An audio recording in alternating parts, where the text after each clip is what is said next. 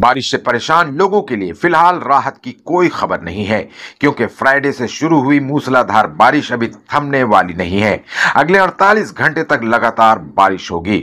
मौसम विभाग ने आज और कल यानी सैटरडे और संडे को कोलकाता में भारी बारिश होने की चेतावनी जारी की है।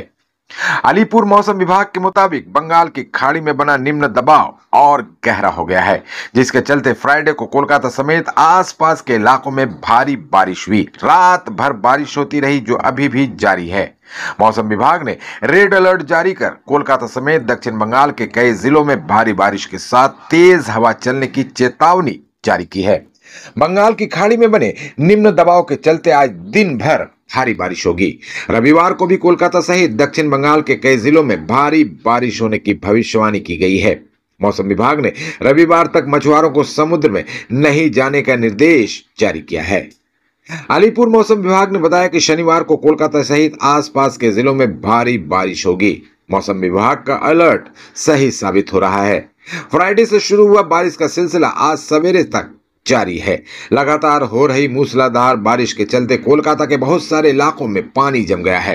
बारिश के साथ साथ 50 किलोमीटर की रफ्तार से हवा भी चल सकती है। इसके अलावा बांकुड़ा और पश्चिम मेदिनीपुर में बेहद भारी बारिश होने का खतरा है। इन जिलों के लिए रेड अलर्ट जारी किया गया है। वहीं पूर्व और पश्चिम बर्धमान, पूर्व मेदिनीपुर, झारग्राम, पुरुलिया और बीरभूम में भी भारी से बेहद भारी बारिश हो सकती है। इन जिलों के लिए ऑरेंज अलर्ट जारी किया गया है। शनिवार को कोलकाता, हावड़ा, हुगली, उत्तर और दक्षिण 24 परगना, पूर्व और पश्चिम मेदिनीपुर में 30 से 40 किलोमीटर प्रति घंटे की रफ्तार से हवा चल सकती है। बीच बीच में हवा की रफ्तार 50 किलोमीटर प्रति घंटे भी हो सकती है।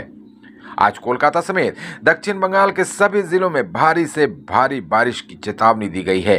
कोलकाता, हावड़ा, हुगली, उत्तर और दक्षिण 24 परगना, पूर्वी मेदिनीपुर, बीरभूम, मुर्शिदाबाद, नदिया में भारी बारिश हो सकती है। इसके अलावा पश्चिम मेदिनीपुर, झारग्राम, पुरुलिया, बांकुड़ा और पूर्व पश्चिम बर्धमान में भी भारी बारिश की चेतावनी रहेगी।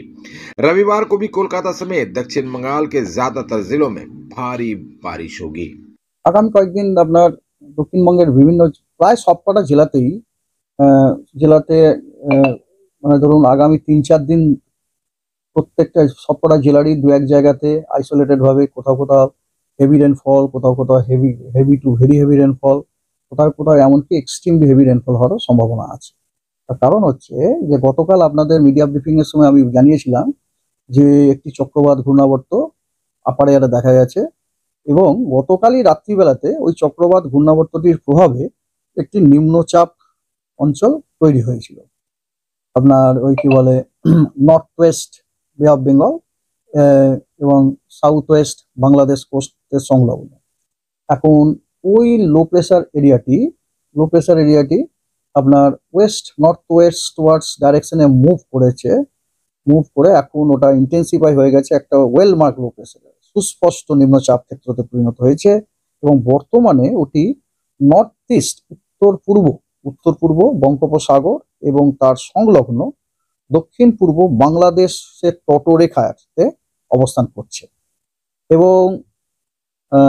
এবং খুব সম্ভবত এটি ফার্দার আপনার নর্থ ওয়েস্ট ডাইরেকশনে মুভ করে পূর্বে এবং আরো শক্তি বৃদ্ধি করে ওটি একটি ডিপ্রেশনে পরিণত হবে এবং ডিপ্রেশনে পরিণত হবে কোথায় না কোস্ট, এবং সেটা লাই করবে আগামীকাল কোস্টাল ওয়েস্ট বেঙ্গল কোস্ট এবং তার লাগোয়া উত্তর পশ্চিম বঙ্গোপসাগরে কালকে। এবং এই হচ্ছে এবং তার ফলে আমরা দক্ষিণবঙ্গের বিভিন্ন জেলাতে প্রায় সবকটি জেলাতে আপনি বলতে পারেন জেলাতে আপনার heavy two very heavy rainfall, কোথাও কোথাও এক্সট্রিম হেভি রেনফলের সম্ভাবনা আছে।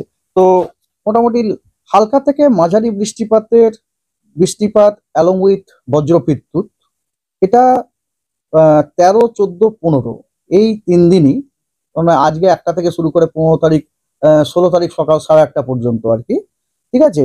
দক্ষিণবঙ্গের সবকটা জেলাতেই বেশিরভাগ স্থানে আপনার হালকা থেকে মাঝারি বৃষ্টিপাত উইথ থান্ডার হওয়ার যথেষ্ট সম্ভাবনা আছে এবং 17, 18 এবং 16 তারিখ মানে আমি বলতে চাইছি 16 তারিখ 8:30 থেকে 17 তারিখ 8:30 পর্যন্ত ওই সময় দক্ষিণবঙ্গের সব জেলাগুলিতেই অনেক জায়গাতে হালকা থেকে মাঝারি বৃষ্টিপাতের সম্ভাবনা আছে এবং বিক্ষিপ্তভাবে তার পরের 3 দিন দক্ষিণবঙ্গের জেলাগুলিতে হালকা থেকে মাঝারি বৃষ্টিপাতের সম্ভাবনা আছে এবং তার সাথে সাথে আপনার ভারী থেকে অতি ভারী বৃষ্টি, তার সাথে বজ্র বিদ্যুৎ।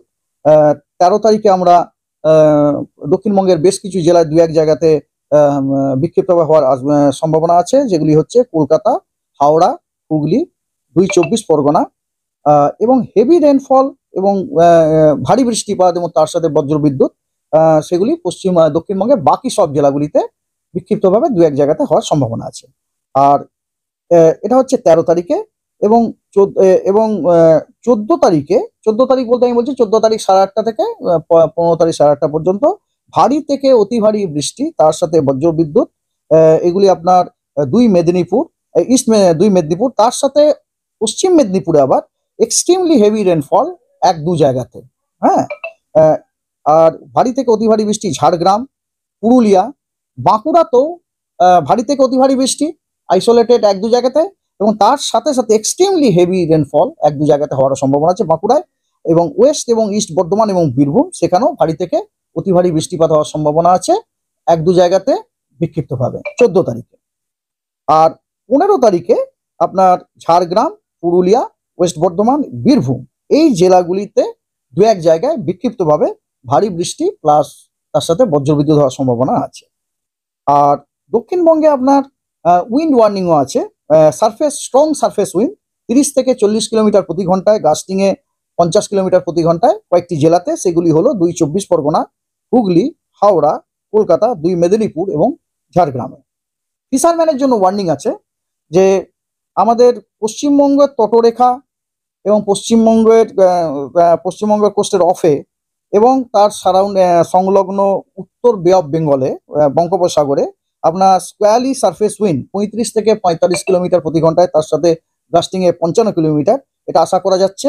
এবং সি কন্ডিশন রাফ থেকে ভেরি রাফ, সেই কারণে ফিশারম্যানদেরকে অ্যাডভাইস করা হচ্ছে তারা যেন ভেঞ্চার না করে along and of West Bengal এবং উড়িষ্যা কোস্ট এবং নর্থ বে of Bengal till 15th of this month, that is 15th of September।